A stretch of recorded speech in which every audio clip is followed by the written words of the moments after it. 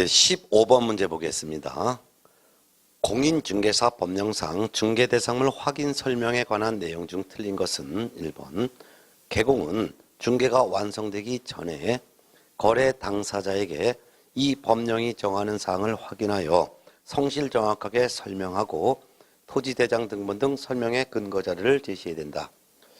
여기서 틀린 지문은 설명은 매수인, 임차인 등 권리 취득 의뢰인에게 해야 되는데 거래 당사자에게 하는 게 틀린 거죠.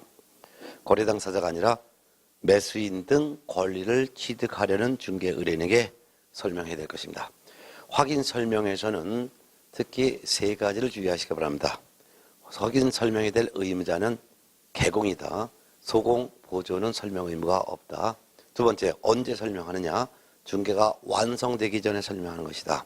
세 번째는 누구한테 설명하느냐? 매수인, 임차인 등 권리를 취득하려는 의뢰인에게 설명하는 것이다. 꼭 알아두시기 바랍니다. 또한 설명해야 하는 방법은 성실 정확하게 설명하고 근거자료 제시라는 것도 알아둬야 되겠죠. 답은 1번이었습니다. 2번, 개공은 중개대상물 확인 설명을 위하여 필요한 경우에는 중개대상물의 매도 의뢰인 등에게 당해 중개대상물의 상태에 관한 자료를 요구할 수 있다. 맞죠? 특히 여기서 포인트는 누가 누구에게 자료를 요구할 수 있냐? 개공이 요구할 수 있다. 누구한테? 매도인, 임대인 등 권리 이전 의뢰인, 매도 의뢰인에게 요구할 수 있다. 라는 거. 거래 당사자에게 요구하는 것도 아니고 권리 취득 의뢰인에게 요구할 수 있는 것도 아니고 권리를 이전하고자 하는 매도 의뢰인에게 자료 요구할 수 있다라는 거. 그래서 1번과 2번을 주의할 것은 설명은 누구한테? 개공이 매수인 등 권리 취득 의뢰인에게. 그렇지만 자료를 달라고 요구하는 것은 개공이 매도인 등 권리 이전 의뢰인에게 요구할 수 있다는 거 구분하시기 바랍니다. 3번, 중개가 완성되어 거래계약서를 작성하는 때는 확인해서 설명한 사항을 서면으로 작성하여 거래 당사자에게 이를 교부하여야 하고, 이르라는 것은 설명한 사항을 서면으로 작성한 그 서면을 거래 당사자에게 교부하는 거죠. 바로 이 서면 이름이 바로 중개대상물 확인 설명서가 되겠죠. 그리고 그 4번이란 중개대상물 확인 설명서 4번을 말하고 3년간 보존해야 한다. 옳은 지문이죠. 4번, 소속 공인중개사가 중개대상물 확인 설명서를 작성한 경우 개업 공인중개사는 반드시 그 서면에 서명 및 날인하여야 한다. 맞습니다. 소속 공인중개사가 확인 설명서를 작성할 의무는 없지만 작성할 수는 있습니다. 그런 경우에 소속 공인중개사도 서명 및 날인하고 개공도 반드시 서명 및 날인을 해야 되겠죠? 맞습니다. 따라서 서명 및 날인에서 개업 공인중개사는 자기가 확인 설명서를 작성했건 소속 공인중개사가 작성했건 개공은 반드시 서명 및 날인을 해야 되는데, 이때 법인의 경우에는 대표자가 반드시 서명 및 날인을 해야 되고 분사무소에서는 책임자가 반드시 서명 및 날인해야 된다는 거, 그리고 당해 중개인한 소공도 함께 서명 및 날인을 해야 된다는 거 기억해 두시기 바랍니다.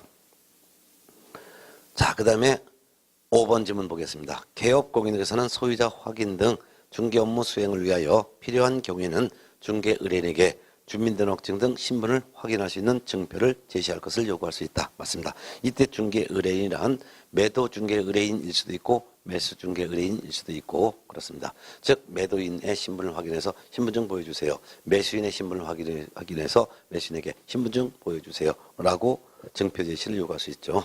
맞습니다. 틀린 설명은 1번이었습니다. 이 확인 설명에 대한 내용도 매년 출제가 됩니다. 이 확인 설명과 확인 설명서 작성에서는 해마다 3문제 정도가 출제가 되기 때문에 제가 15번, 16번, 17번 이렇게 문제를 냈습니다. 16번 문제 보겠습니다. 공인중개사 법령상 주거용 건축물 확인 설명서 작성 시 개업 공인중개사의 기본 확인사항에 기재하는 사항이 아닌 걸 찾아라 했습니다. 기본 사항이 아니라는 것은 결국은 세부 확인 사항에 기재하는 내용이거나 또는 중개 보수에 관한 사항을 찾아봐라 그 말이죠. 그러면 중개대상물 확인 설명서 중에서도 주거용 건축물 확인 설명서는 기본 확인 사항, 세부 확인 사항, 보수 등에 관한 사항 이렇게 세 가지로 구분해서 기재하는데, 세부 확인 사항이 4가지가 있죠. 4가지. 실, 내, 벽, 환. 실제 권리관계 또는 공시되지 아니한 물건의 권리에 관한 사항. 내, 내부, 외부 시설물 상태. 벽, 벽면 및 도배 상태. 환, 환경 조건. 요 실내 벽과 4가지는 세부 확인 사항이고, 그 다음에 중개 보수 등에 관한 사항에는 1가지를 기록하는데, 중개 보수 및 실비의 금액과 그 산출액을 기록합니다. 그 외 나머지 사항은 전부 기본 확인사항이죠. 그럼 결국 기본 확인사항에 기재하는 사항이 아닌 걸 찾아라 하면은 세부 확인사항인 실내 벽환이거나 중개 보수 등에 관한 사항을 찾아봐라 그 말이죠. 1번 전용 면적, 대지 지분, 준공연도, 건축물의 용도, 구조, 방향, 내진 설계 적용 여부 및 내진 능력. 요거는 대상 물건의 표시에 관한 내용으로서 개업 공인중개사 기본 확인사항입니다. 특히 중개 대상물 확인 설명서 중에서도 주거용 건축물 확인 설명서와 비주거용 건축물 확인 설명서의 대상 물건 표시란에는 건축물에 대해서는 내진 설계 적용 여부와 내진 능력을 기재하도록 이번에 7월 30일부로 신설되었기 때문에 꼭 알아두시기 바랍니다. 다시 반복드립니다. 꼭 시험에 나올 가능성이 높아요. 그래서 주거용 건축물 확인 설명서와 비주거용 건축물 확인 설명서 여기에 기본 확인사항에 기록하는 사항 있죠? 기본 확인사항. 그 다음에 이제 세부 확인사항 있죠? 세부 확인사항. 그 다음에 보수 등에 관한 사항. 이렇게 세 가지로 나눠서 기록할 때 주거용 건축물 확인 설명서건 비주거용 건축물 확인 설명서건 기본 확인사항에 기록하는 것 중에서 대상 물건의 표시가 있죠. 이 대상 물건의 표시란 중에서도 건축물에 대해서 기재할 때는 건축물에 대해서는 내진 설계가 적용되는 여부, 내진 설계 적용 여부 및 내진 능력 기재해야 된다는 거 꼭 주의해서 알아두셔야 합니다. 올해 7월 30일부로 신설돼서 올해 시험에 꼭 나온다고 말씀드립니다. 네. 그 다음에 이제 세부 확인 사항 중에서도 주거용 건축물 확인 설명서, 비주거용 건축물 확인 설명서 세부 확인 중에서 바로 내부, 외부 시설물 상태가 있는데 내부, 외부 시설물 상태 중에서도 소방에 대해서 기재할 때 소방에 대해서 만일 주거용 건축물이라면 주거용 건축물에 대한 확인 설명서라면 아파트를 제외한 아파트 외에 주택의 경우에는 소방에 대해서는 이때는 자동 경보형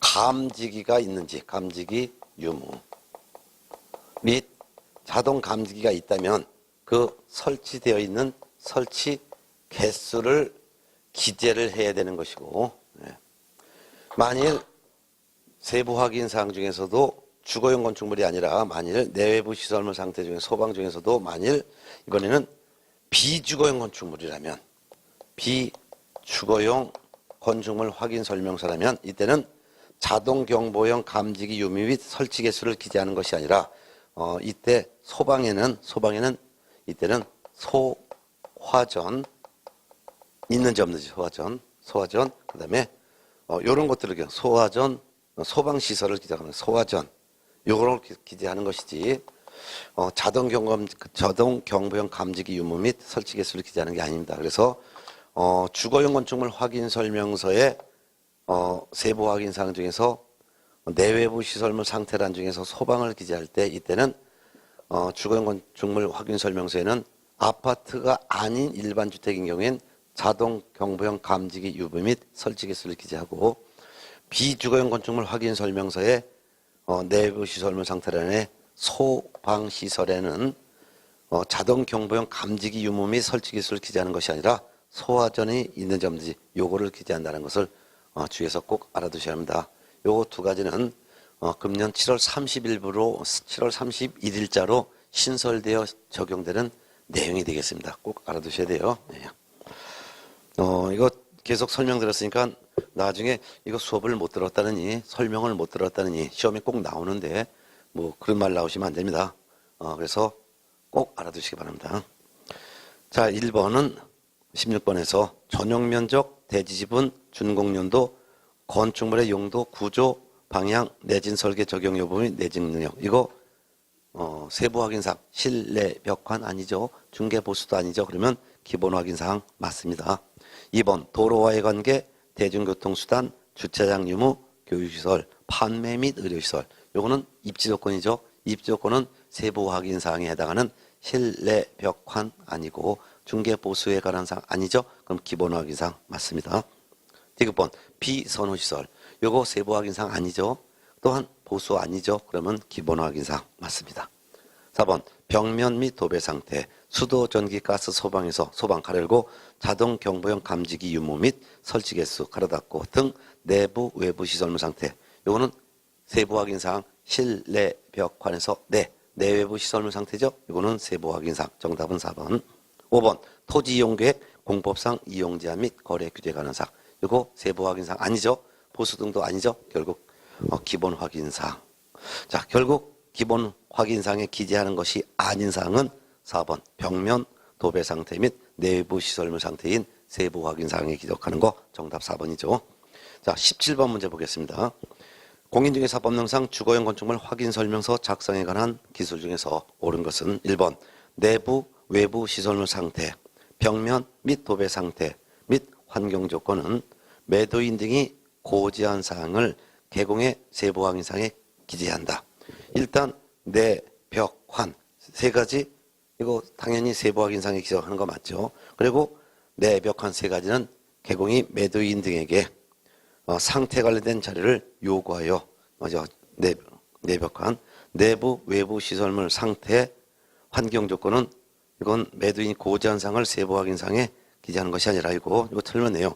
매도인이 고지한 사항이 아니라 이거는 매도인에게 자료를 요구하여 확인한 사항입니다. 그래서 매도인이 고지한 사항이 아니라 매도인에게 상태 관련된 자료를 요구하여 확인한 사항이라고 해야 되겠네요. 그래서 내부, 외부 시설물 상태, 벽면 도배 상태, 환경 조건 요 세 가지는 세부 확인사항에 기재하는 건 맞는데 매도인이 고지한 사항을 기재하는 것이 아니라 개업공인회사가 매도인에게 상태에 관한 자료를 요구하여 확인한 사항을 개업공인회사 세부 확인사항에 기재한다라고 해야 되겠네요. 그래서 매도인 등이 고지한 사항이 아니라 개업공인회사가 매도인 등에게 상태에 관한 자료를 요구하여 확인한 사항을 이라고 해야 되겠습니다. 그래서 이걸 틀렸고요. 2번 권리를 취득함에 따라 부담해야 하는 조세의 종류 및 세율은 개업공인회사 세부 확인사항에 기재하되. 세부 확인사항에 기재합니까? 세부 확인사항은 실내 벽환이잖아요. 아니죠. 이거는 개업공인회사 기본 확인사항에 기재하되 라고 해야 되겠죠.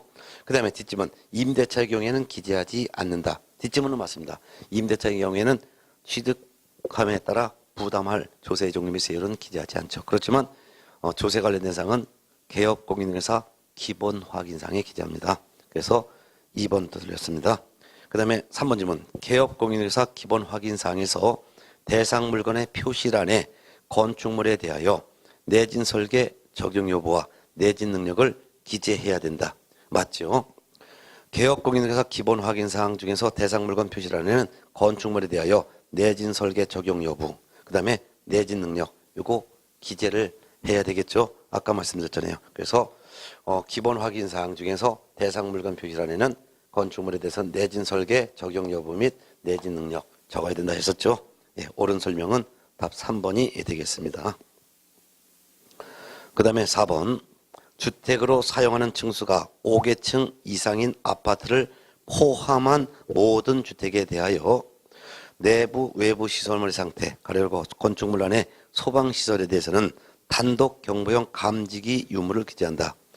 언뜻 보면 맞는 것 같지만 이와 같이 세부 확인사항 중에서도 내부 외부 시설물 상태에는 수도, 전기, 가스, 소방, 난방시설, 연료공급, 승강기, 배수 그 밖의 시설물 상태를 기록하는데 그중에서 소방에 대해서는 주거용 건축물 확인 설명서에서는 아파트를 제외한 주택에 대해서는 자동 경보용 감지기 유무 및 그 자동 경보용 감지기 설치 개수 기재를 한다 했어요. 그렇지만 아파트의 경우에는 자동 경보용 감지기 유무 및 설치 개수를 기재하지 않습니다. 왜냐하면 아파트는 자동적으로 자동 경보용 감지기가 설치되어 있기 때문이죠. 그래서 아파트를 제외한 주택의 경우에 대해서는 이라고 해야 되겠죠.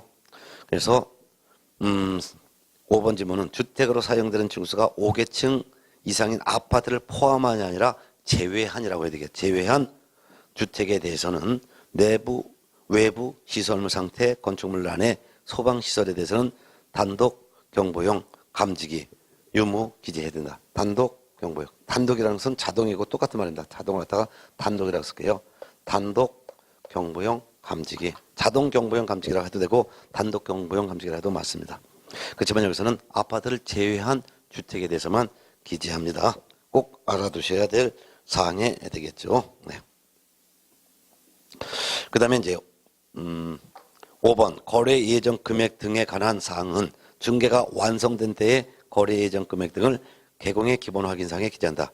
거래 예정 금액 등은 개공의 기본 확인상에 기재하는 건 맞지만, 그리고 거래 예정 금액 등을 기재하는 것도 맞지만 중개가 완성된 때의 거래 예정 금액이 아니라 중개가 완성되기 전에라고 해야죠.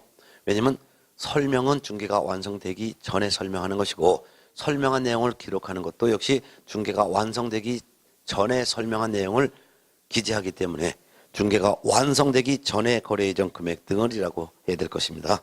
결국 옳은 설명은 3번이 되겠습니다. 특히 17번 문제는 제가 이번 7월 30일자로 신설된 내용을 함께 문제를 만들었으니까 꼭 기억을 해두시기 바랍니다. 18번 문제 보도록 하겠습니다. 공인중개사법령상 개업 공인중개사의 거래계약서 작성 등에 관한 설명이다. 네, 틀린 것은 봅니다.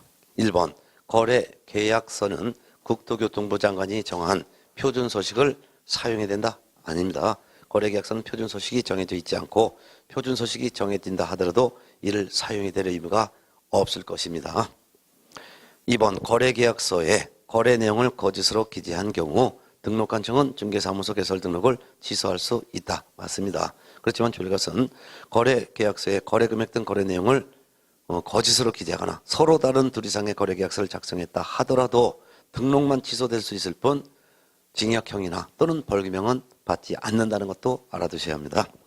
2번 맞고요. 3번 개업공인중개사는 하나의 거래계약서에 서로 다른 둘 이상의 거래계약서를 작성하여서는 아니 된다. 맞죠? 이를 위반하여 서로 다른 둘 이상의 거래계약서를 작성하게 되면 개업공인중개사에 대하여 등록 취소할 수 있습니다. 그렇지만 징역형 또는 벌금형은 받지 않습니다. 4번 개업공인중개사가 거래계약서 사본을 보존해야 하는 기간은 5년이다. 맞죠? 5번 거래계약서에 당해 중개행위를 한 소속공인중개사가 있는 경우 개업공인중개사와 소속공인중개사가 함께 서명 및 날인해야 한다. 맞습니다. 서명 및 날인해야 되는 서류는 확인설명서, 거래계약서 두 가지에 개공과 당해 중개행위 한 소공이 함께 서명 및 날인해야 되고 그 외에는 서명 또는 날인만 하면 되겠습니다. 그래서 서명 및 날인 두 가지를 해야 되는 서류는 확인설명서, 거래계약서 두 가지밖에 없다. 그것도 서명 및 날인해야 될 의무자는 개공과 당해 중개행위 한 소공만 적용된다. 거래 당사자는 서명 또는 날인만 하면 되는 것이다. 자, 그래서 틀린 것은 1번이었고요. 19번 문제 보겠습니다. 공인중개사법 제33조의 개업 공인중개사 등의 금쟁이에 해당하는 것으로 묶은 것은 격번 관계법령에 의하여 양도, 알선 등이 금지된 부동산의 분양, 임대 등과 관련 있는 증서, 예를 들면 입주자 저축 증서가 여기에 해당되고 입주자 저축 증서의 대표적인 예가 바로 주택 청약 통장이 되겠죠. 이런 증서의 매매 등을 중개하는 행위, 금쟁이에 해당하죠. 또한 이러한 증서의 매매를 업으로 하는 행위도 금지합니다. 매매 교환을 중개하는 것도 금지요. 매매 교환에 대한 중개뿐만 아니라 매매업을 하는 것도 금쟁이에 해당되고 이를 하게 되면 등록 취소할 수 있으며 또한 3년 이하의 징역 또는 3천만 원 이하의 벌금형에 처벌까지 합니다. 네번 임목의 매매를 업으로 하는 행위, 금쟁이에 해당합니다. 중개대상물의 매매를 업으로 하는 행위는 금쟁이죠. 중개대상물은 토지, 건물, 임목, 공장재단, 광업재단이므로 토지의 매매를 업으로 하는 행위, 건축물의 매매를 업으로 하는 행위, 임목의 매매를 업으로 하는 행위, 공장재단, 광업재단에 대한 매매를 업으로 하는 행위, 금쟁이에 해당합니다. 이를 금쟁이 있을 때는 등록 취소할 수 있으며 1년 이하의 징역 또는 1,000만 원 이하의 벌금에 처벌을 받습니다. 디귿번 상가 분양을 대행하고 주택 외의 중개보수 범위를 초과하여 금품을 받은 행위는 금지행위에 해당하지 않습니다. 그 이유가 분양 대행은 중개 업무가 아니죠. 중개 업무가 아닌 겸업 업무는 법정 범위가 적용되지 않습니다. 따라서 초과 보수 규정이 적용되지를 아니하므로 금지행위에 해당하지 않습니다. 열번 매도인의 급박한 사정으로 인해 매도인을 대리하여 매매계약을 체결한 행위 금지하지 않습니다. 이는 매도 의뢰인 일방을 대리하여 계약을 하는 행위죠. 쌍방을 대리하여 계약하는 행위는 금지하지만 일방을 대리하여 계약하는 행위는 금지하지 않습니다. 미음번 중개사무소 개설 등록을 하지 아니하고 중개업을 영위하는 자, 즉 무등록 중개업을 하는 자인 사실을 알면서 그를 통하여 중개를 의뢰받거나 그 자에게 즉 무등록 중개업을 하는 자에게 자기의 명의를 이용하게 하는 행위 금지행위에 해당하죠. 이 경우에는 등록 취소할 수 있고 1년 이하의 징역 또는 1,000만 원 이하의 벌금형 중에 하나의 행정 형벌까지 받게 됩니다. 결국 금지행위에 해당하는 것은 기역, 니은, 미음. 정답은 2번이 되겠죠. 20번 문제 볼게요. 공인중개사법령상 개업 공인중개사의 업무보증 설정에 대한 설명 중에서 옳은 것은 1번 중개사무소 개설 등록을 하는 때에는 개업 공인중개사의 손해배상 책임을 보장하기 위해서 보증보험 또는 공제 가입하거나 공탁을 하여 등록관청에 신고해야 된다. 자, 보증 설정 시기와 보증 설정에 대한 신고를 하는 시기는 등록을 신청하는 때가 아니고 등록을 하는 때가 아니라 중개사무소 개설 등록을 한 후 중개업무를 개시하기 전이라고 해야 되겠죠. 따라서 개업 공인중개사는 중개업무를 개시하기 전에라고 해야 합니다. 개업 공인중개사는 중개업무를 개시하기 전에 손해배상 책임을 보장하기 위해서 보증보험 또는 공제에 가입하거나 공탁을 하여 이를 등록관청에 신고를 해야 할 것입니다. 이때 신고할 때는 전자문서로 신고할 수 있습니다. 2번 보증기간이 보증 설정 사실을 등록관청에 직접 통보한 경우에도 개업 공인중개사는 보증 설정 사실을 신고해야 된다. 신고 생략할 수 있습니다. 보증 설정 사실 또한 보증의 재설정 사실 또는 보증의 변경 사실은 등록관청에 개공이 신고를 해야 함이 원칙입니다. 다만 보증기간이 보증의 설정 사실, 재설정 사실, 변경 사실을 등록관청에 직접 통보한 경우에는 개공은 이와 같은 신고를 생략할 수 있습니다. 3번 지역농업협동조합이 중개업을 하고자 하는 경우에는 최소 1천만 원 이상의 보증을 설정하여 등록관청에 신고해야 한다. 맞습니다. 업무보증 설정은 이 법에 규정된 법개공, 공개공, 부개공뿐만 아니라 다른 법률에 따라 중개업을 할 수 있는 법인, 즉 농협도 보증을 설정해야 신고를 해야 됩니다. 보증 설정은 공통적으로 전부 업무를 개시하기 전에 보증을 설정하여 신고하는데요. 이때 보증 설정하는 방법은 이 법상의 경우이건 다른 법에 따라 중개업을 할 수 있는 농협이건 보증보험 가입, 공제 가입 또는 공탁 셋 중에 하나를 설정하여 등록관청에 신고를 해야 됩니다. 신고는 방문 또는 전자문서 선택할 수 있는데요. 다만 보증기간이 보증 설정 사실을 직접 등록관청에 통보한 경우에는 신고를 생략할 수 있습니다. 보증 설정할 금액은 법개공은 2억 원 이상, 분사무소는 한 개소당 1억 원 이상의 추가 설정을 필요로 하고 공개공과 부개공은 최소 1억 원 이상, 농협은 1,000만 원 이상의 보증을 설정하여 신고해야 됩니다. 정답 3번입니다. 4번 보증을 다른 보증으로 변경할 경우에는 종전의 보증을 해지한 후 즉시 다른 보증을 설정하여 등록관청에 신고해야 된다. 아니죠.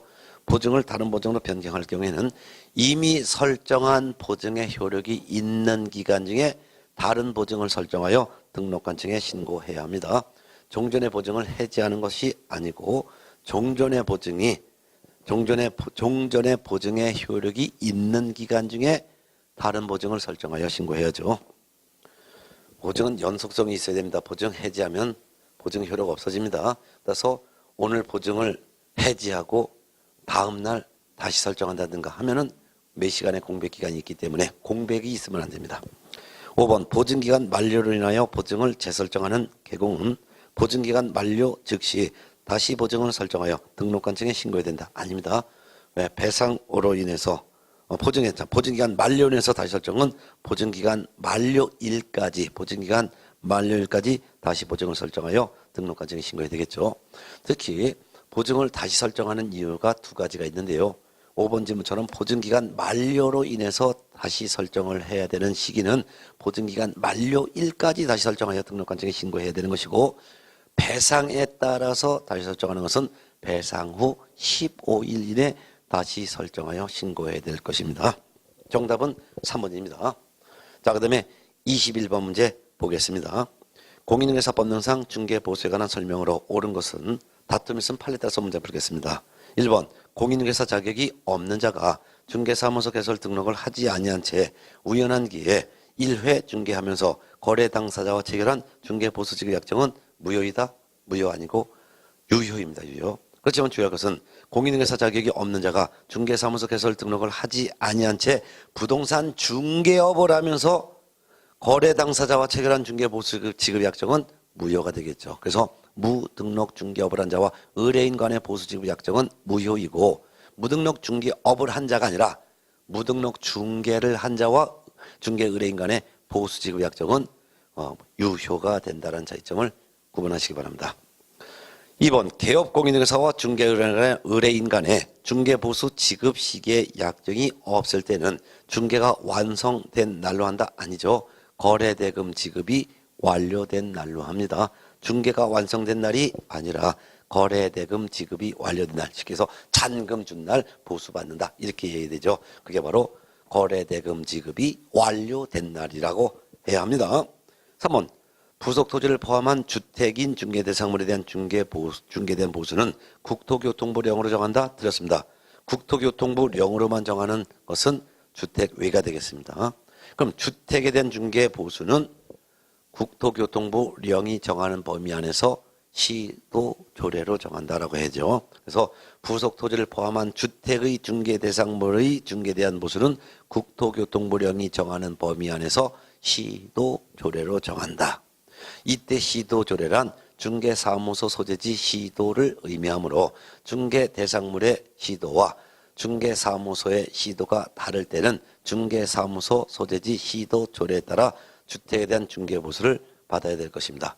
그런데 주택 외의 중개대상물에 대한 중개보수는 국토교통부령으로 정합니다. 꼭 구분해 두시기 바랍니다. 그래서 중개보수에서는 주택에서 끝났냐, 주택 다음에 외자가 들었냐를 꼭 구분해서, 주택에서 끝났으면 국토교통부령이 정하는 범위 안에서 시도 조례로 정하고, 주택 외의 중개대상물에 대한 중개보수는 국토교통부령으로 정한다는 거.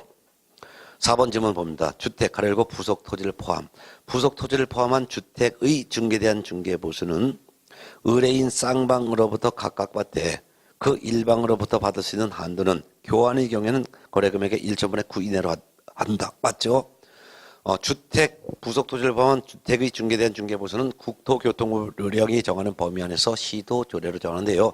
국토교통부령에 따르면 주택에 대한 중개보수는 거래 당사자, 즉 중개 의뢰인 쌍방으로부터 각각 받되 그중 일방으로부터는 매매와 교환 두 가지 중개는 거래금액의 1.5분의 9 이내로 하고, 주택에 대한 임대차, 전세권, 저당권 등 매매 교환을 제외한 나머지 임대차 등은 쌍방으로부터 각각 받되 일방으로부터는 거래금액의 1.5분의 8 이내로 한다라고 규정하고 있습니다. 맞습니다. 그리고 이 범위 안에서 사무소 소재지 시도 조례로 정하죠. 옳은 질문 4번 나왔습니다. 5번 주택인 중개대상물의 소재지와 중개사무소의 소재지가 다른 경우 개공은 중개대상물의 소재지를 관할하는 시도 조례에 따라 중개보수 받아야 한다? 아니죠. 개공의 중개사무소가 소재하는 시도 조례에 따라 주택의 중개보수를 받아야 할 것입니다. 정답은 4번이죠. 22번 문제 계산 문제 했습니다. 해마다 계산 문제는 한 문제 내지 두 문제가 나오는데, 주택에 대한 중개보수의 계산 문제가 나올 때 있고, 그 다음에 포상금에서 또한 계산 문제가 나오게 되는데, 이 1회 실전 모의고사에서는 중개보수에 대한 계산 문제를 냈습니다. 22번 보겠습니다.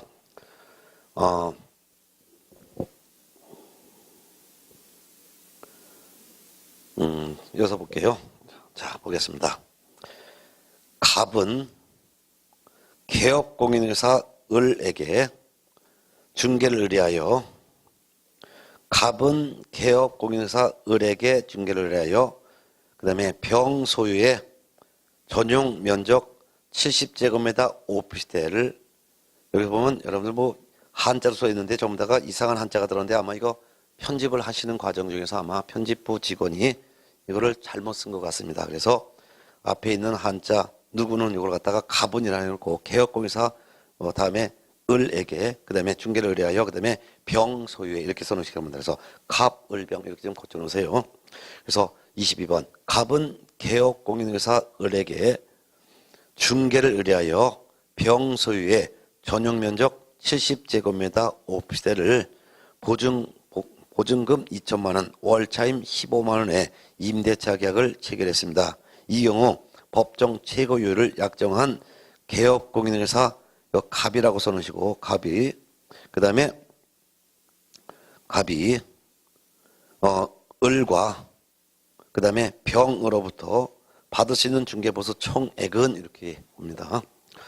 그래서 다시 읽어드리면 22번 갑은 개업공인회사 을에게 중개를 의뢰하여 병 소유의 전용 면적 70제곱미터 오피스텔을 보증금 2천만 원, 월차임 15만 원에 임대차 계약을 체결했습니다. 이 경우 법정 최고율을 약정한 개업공인회사가 을과 병으로부터 받을 수 있는 중개보수 총액은 이렇게 물어봤습니다.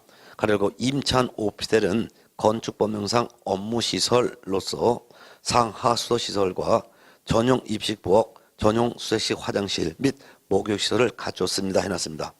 그러면은 중개보수에서는 요율을 정할 때 주택이냐 주택 외냐 구분하셔갖고 주택은 국토교통부령이 정하는 범위 안에서 시도조례로 정하기 때문에 주택의 경우에는 시도조례가 주어집니다. 물론 주택 외의 물건에 대해서는 시도조례 자체가 적용되지 않음에도 불구하고 주택 외의 물건을 문제를 냈으면서도 불구하고 주택에 대한 조례를 주어지는 경우가 있는데 이거는 전부 다 헷갈려고 넣어준 거죠. 근데 주택 외의 중개 대상물은 국토교통부령으로 정하는데 국토교통부령에서는 주택 외의 물건을 둘로 구분해 놨습니다.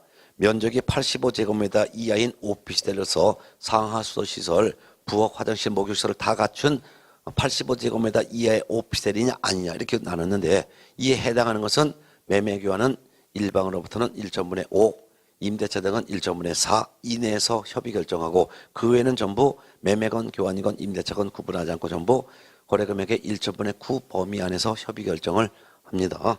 근데 여기서는 면적이 70제곱미터 오피스텔인데 그럼 85제곱미터 이하죠. 그리고 모든 것이 다 갖춰져 있으니까 이 문제에서는 임대차를 중요했어요. 임대차는 일방으로부터는 거래금액 1.5분의 4가 최고율이죠. 최고율을 받기로 적용했으니까 요율은 0.4%를 적용한다 봐야 되겠죠.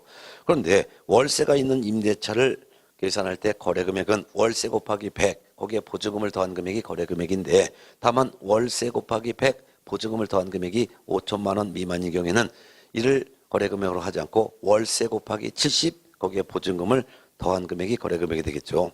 이 문제에서는 보증금 2천만 원이고 월차임이 15만 원입니다. 그러면 월세 15만 원 곱하기 일단 100을 곱해보고 거기다 보증금 2천만 원을 더해봅니다. 보증금이 얼마나 되나요? 보증금이 2천만 원. 예, 2천만 원. 그러면 월세 15만 원 곱하기 100 하면 3,500만 원. 3,500만 원에다 보증금 2천만 원을 더하면 합친 금액이 3,500만 원이죠.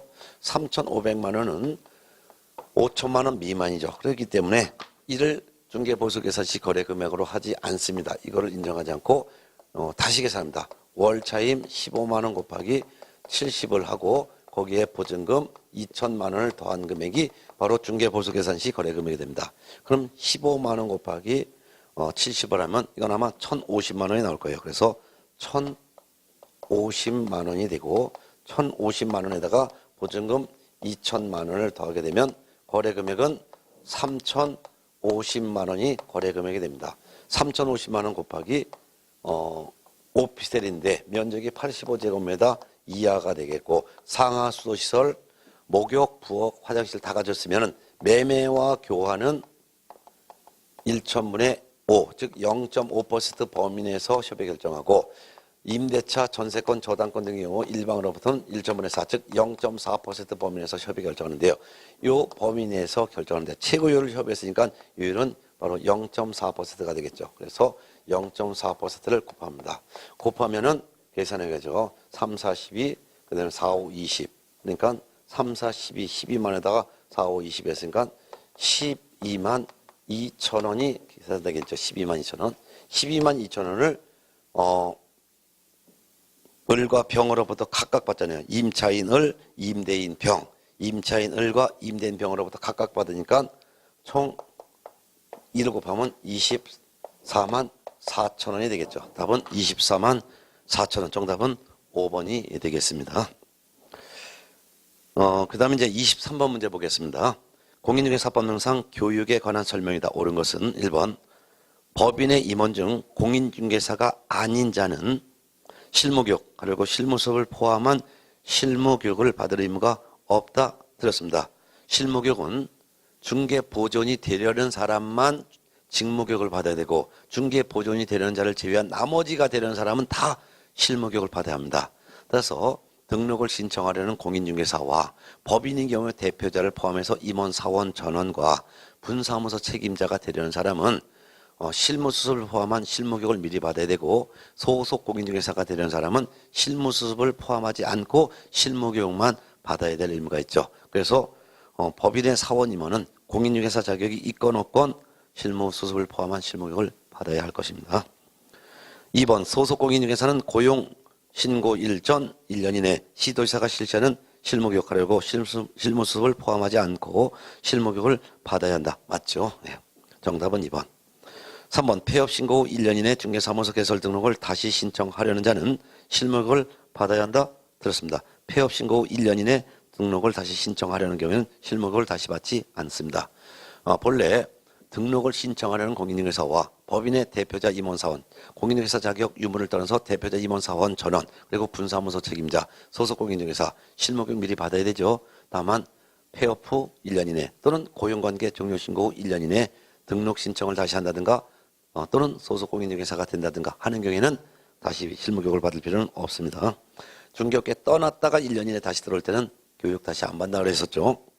4번 실무교육을 받은 자는 모두 실무교육을 받은 후 2년마다 시도지사가 실시하는 연수교육 받아야 한다. 아닙니다. 실무교육을 받은 자 중에서도 개업 공인중개사 및 소속 공인중개사만 2년마다 연수교육을 받을 의무가 계속 있습니다. 그렇지만 실무교육을 받은 자라 하더라도 공인중개사 자격이 없는 임원사원은 연수교육을 받을 의무는 없습니다. 5번 분사무소 설치 신고의 경우 그 분사무소 책임자가 그 신고일 전 1년 이내에 법 제도의 변경사항, 부동산 중개 및 경영실무, 직업윤리 등에 관한 실무교육을 받아야 한다 해놨습니다. 일단 분사무소 설치 신고의 경우 그 분사무소 책임자가 실무교육을 받아야 되는 거 맞습니다. 근데 실무교육 내용은 법 제도의 변경사항이 아닙니다.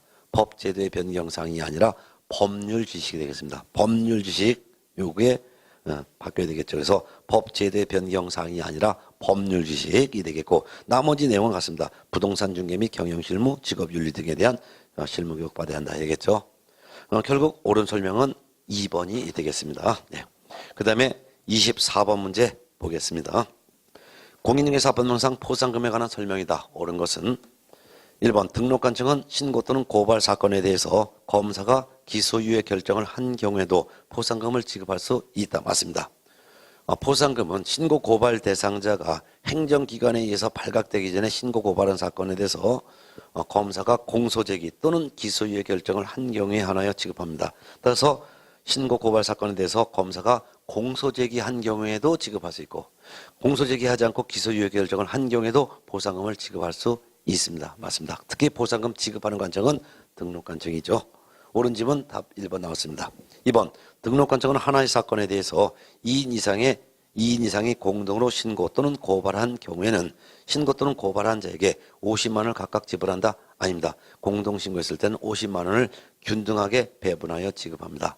다만 공동으로 신고한 자가 포상금 배분 방법에 관하여 미리 합의하여 포상금 지급 신청을 한 경우에 한해서는 합의한 바에 따라 지급합니다. 그렇지만 배분 방법에 대해서 합의한 바가 없다면 2인 이상이 공동으로 신고한 경우에는 포상금을 균등하게 50만 원을 균등하게 배분하여 지급합니다.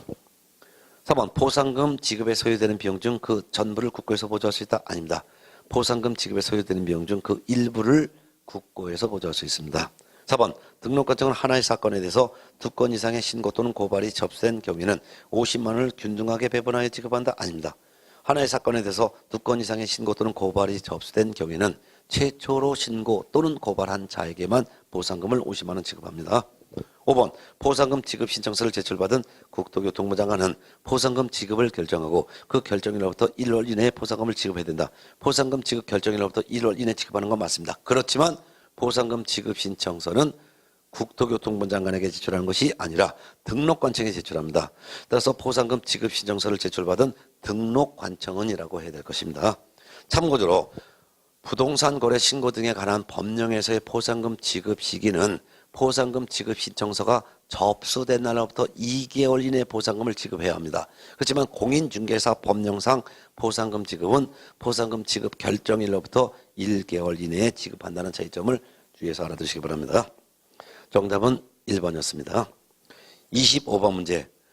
공인중개사 협회에 관한 설명이다. 옳은 것은 1번. 협회는 회원 300인 이상이 발견이 되어 정관을 작성하여 창립총회의 의결을 거친 후 국토교통부 장관의 허가를 받아 그 주된 사무소 소재지에서 설립 등기함으로 성립한다. 허가를 받는 것이 아니라 국토교통부 장관의 인가를 받아라고 해야 되겠죠. 그 다음에 2번 창립총회는 서울특별시에서는 100인 이상, 광역시, 도 및 특별자치도에서는 각각 30인 이상 회원에 참여를 해야 한다. 아닙니다. 서울특별시에서는 100인 이상 참여하는 건 맞습니다. 그렇지만 서울시를 제외한 광역시, 도 및 특별자치도에서는 각각 20인 이상의 회원이 참여를 해야 합니다. 20인. 3번 협회가 지부를 설치하고자 하는 때는 시도지사의 승인을 얻어야 한다. 승인 얻지 않습니다. 단지 협회가 지부를 설치한 때는 시도지사에게 신고해야 되고 협회가 지회를 설치한 때는 등록관청에 신고해야 합니다. 그렇지만 협회가 시도의 지부를 시군구의 지회를 둘 수가 있는데요. 지부 지회를 두고자 할 때 사전에 시도지사나 등록관청의 승인을 요하지 않습니다.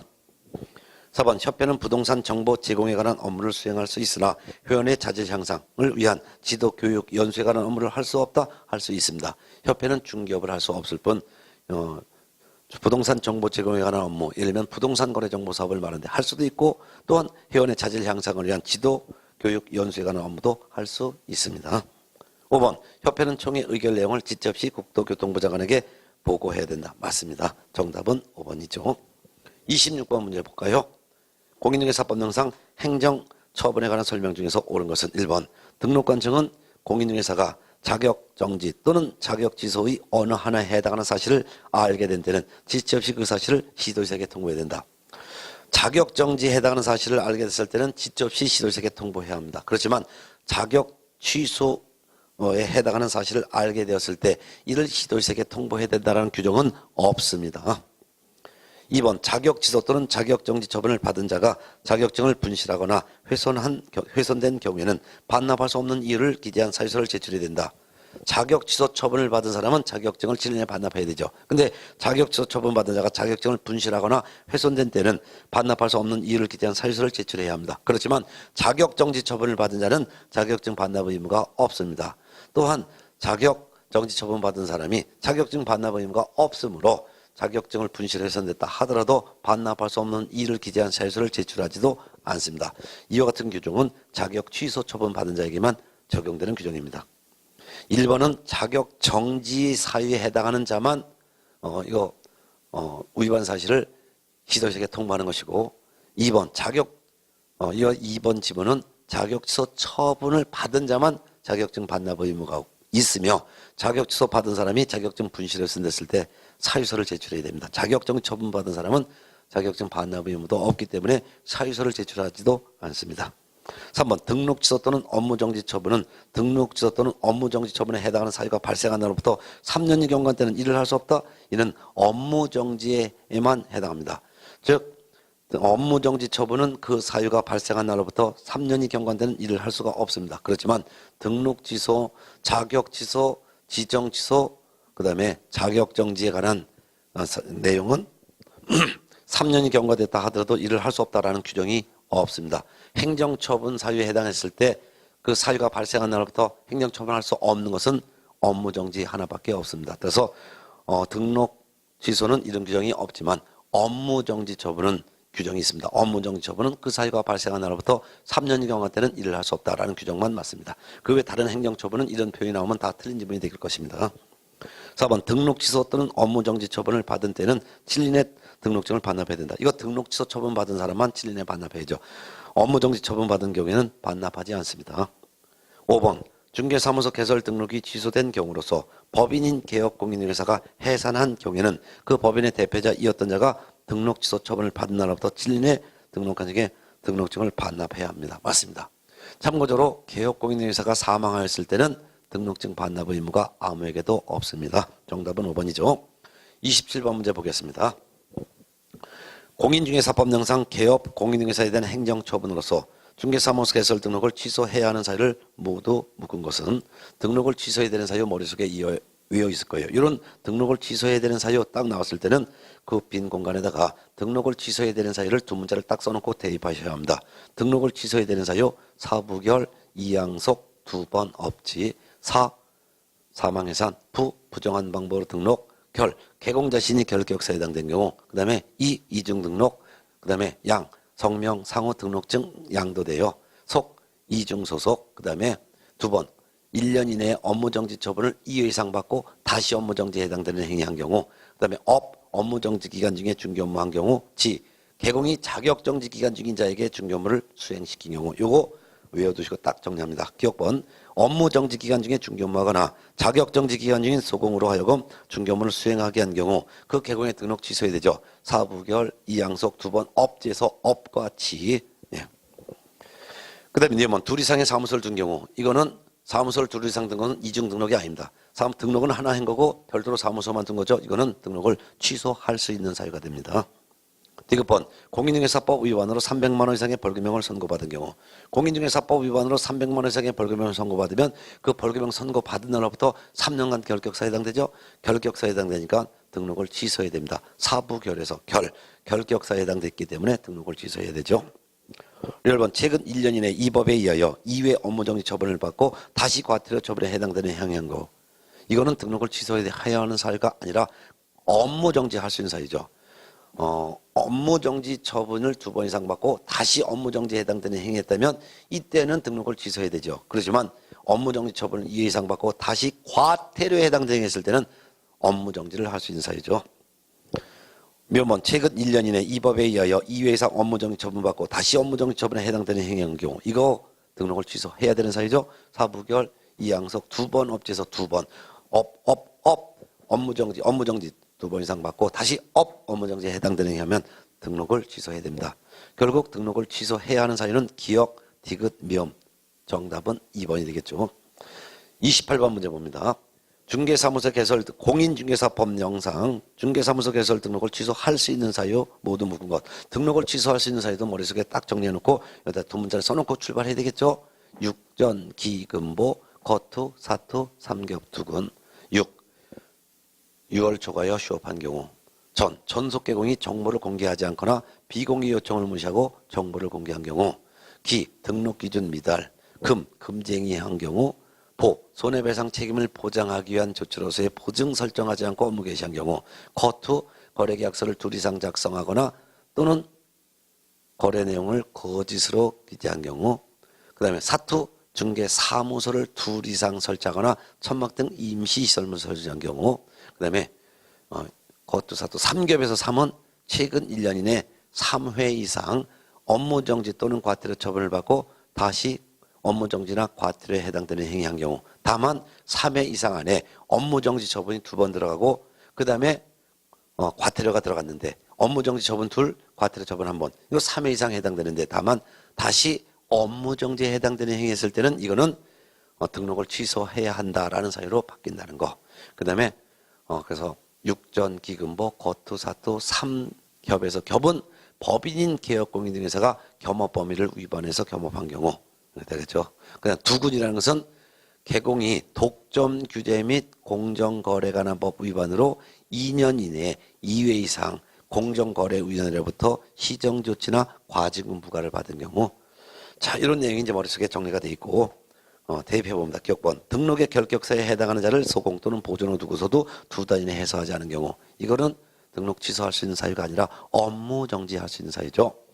4번 천막 그 밖에 이동이 용이한 임시 중개시설물 설치한 경우 육, 전, 기, 금, 보, 사투에 해당되죠. 중개사무소를 2 이상 두거나 천막 등 임시시설물 설치한 경우 같이 똑같은 제재니까 등록 취소할 수 있는 사유. 니은번 맞습니다. 9번 전속 중개 계약서에 의하지 않고 전속 중개 계약을 체결하거나 전속 중개 계약서를 3년간 보존하지 않은 경우 이거는 업무 정지할 수 있는 사유입니다. 전속 개공이 위반했을 때 등록 취소할 수 있는 사유는 리얼번에 나와 있습니다. 리얼번 전속 개공이 중개 대상물에 관한 정보를 공개하지 아니하거나 의뢰인의 비공개 요청에도 불구하고 정보를 공개한 경우 리얼번이 바로 등록을 취소할 수 있는 사유고 디귿번은 업무 정지할 수 있는 사유죠. 구분해서 꼭 알아두시기 바랍니다.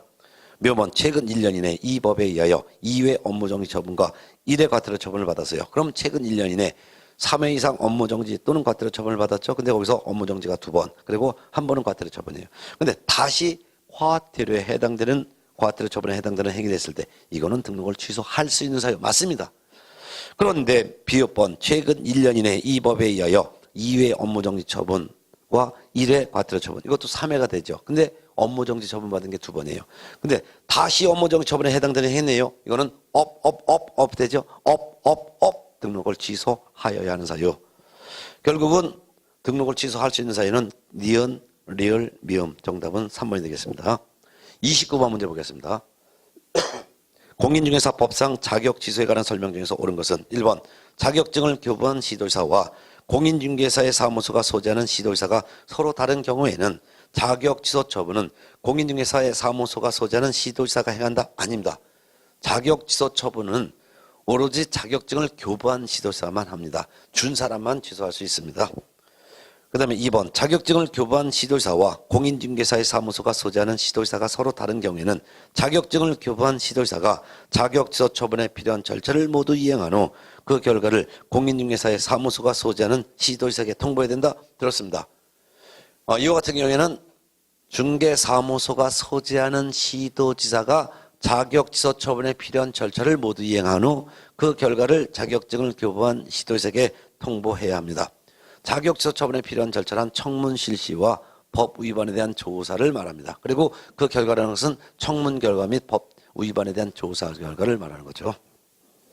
3번 공인중개사인 개업공인중개사가 자격정지 기간 중인 소속공인중개사로 하여금 중개 업무를 수행하게 한 경우에는 개업공인중개사는 자격취소 처분받는다. 들었습니다.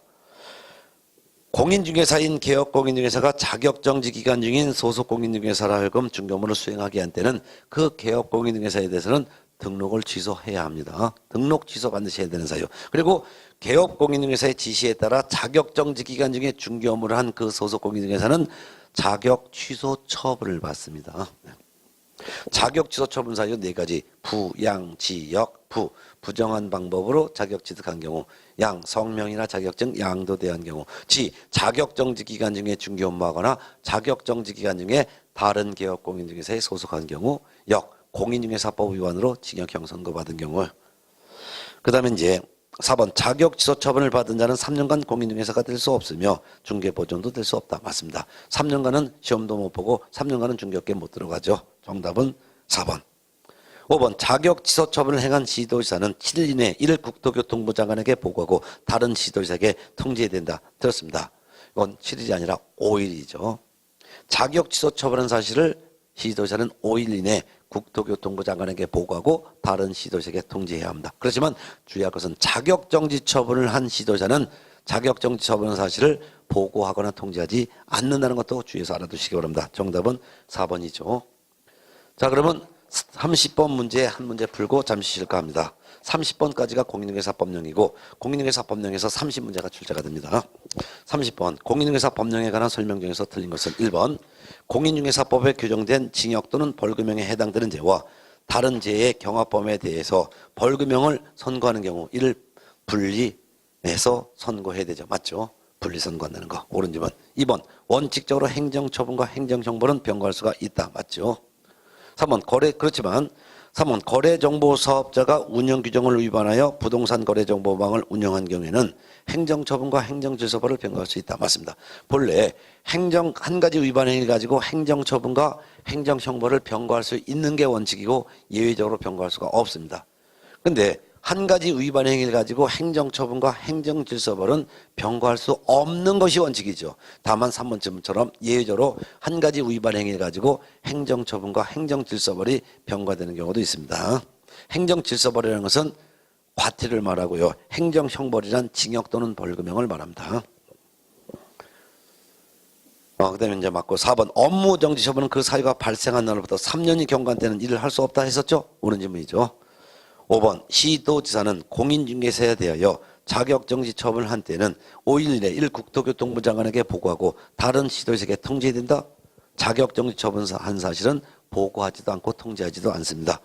시도지사는 공인중개사에 대해서 자격 취소 처분한 사실을 5일 이내 국토교통부 장관에게 보고하고 다른 시도지사에게 통지하지만 자격정지 처분한 사실은 보고 통지하지 않습니다. 자, 그래서 저 두태 시간은 이제 15번부터 30번까지 16문제를 풀어드렸는데요. 공인중개사 법령 후반부에 해당되는 내용입니다. 그 다음에 잠시 쉬었다가 31번부터 이제 40번까지 부동산 거래 신고 등에 관한 법령에 대한 문제 4문제를 이제 5문제를 풀어보고 부동산 거래 신고 등에 관한 법령에서 최소 4문제가 나오니까 저는 1회 때 5문제를 냈습니다. 그리고 중개 실무 파트에서 보통 6문제가 내는데 많이 나올 때는 6문제. 그래서 저는 5문제를 1회 때 냈습니다. 그러면 총 10문제는 잠시 쉬었다 풀도록 하겠습니다.